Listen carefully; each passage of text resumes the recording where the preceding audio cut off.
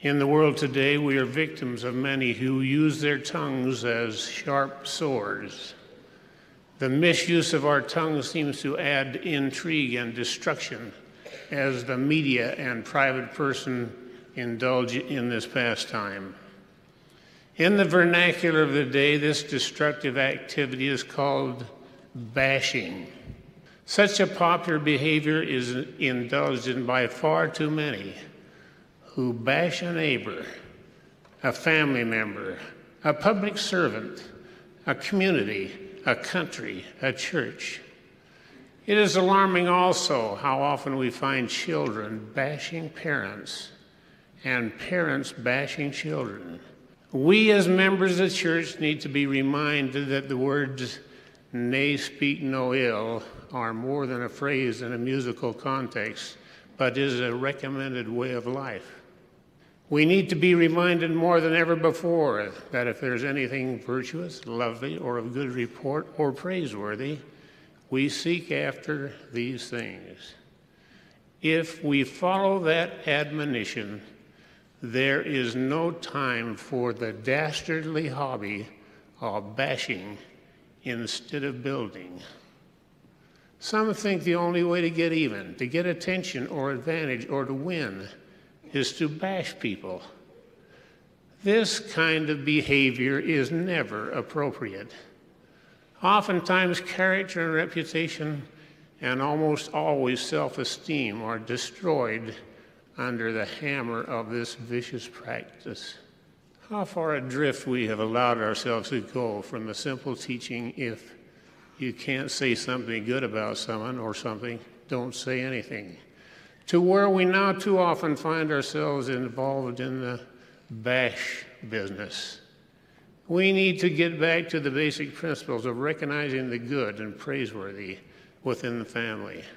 Home evening needs to be re-emphasized and used as a tool or foundation for wholesome communication and teaching, but never as an opportunity to bash family members, neighbors, teachers, or church leaders.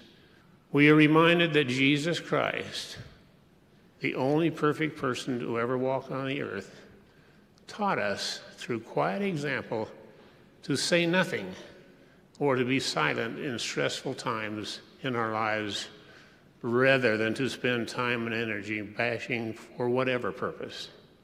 None of us need one more person bashing or pointing out where we have failed or fallen short.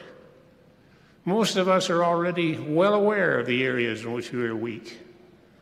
Be one who nurtures and who builds. Be one who has an understanding and a forgiving heart, and who looks for the best in people. Be fair with your competitors, whether in business, athletics, or elsewhere. Don't get drawn into some of the parlance of our day and try to win by intimidation or by undermining someone's character. Lend a hand to those who are frightened, lonely, or burdened. If we could look into each other's hearts and understand the unique challenges each of us face, I think we'd treat each other much more gently, with more love, patience, tolerance, and care.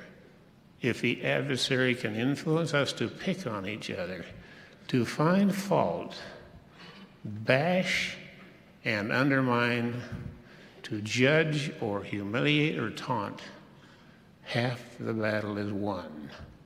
Why?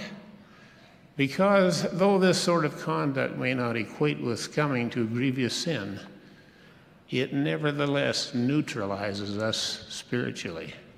The Spirit of the Lord cannot dwell where there is bickering, judging, contention, or any kind of bashing. In biblical times, James warned us of the necessity to govern our tongues. Quote, "Even so the tongue is a little member, and boasteth great things. Behold how great a matter a little fire kindleth. And the tongue is a fire, a world of iniquity. So is the tongue among our members, and it defileth the whole body, and setteth on fire the course of nature, and is set on fire of hell." Close quote.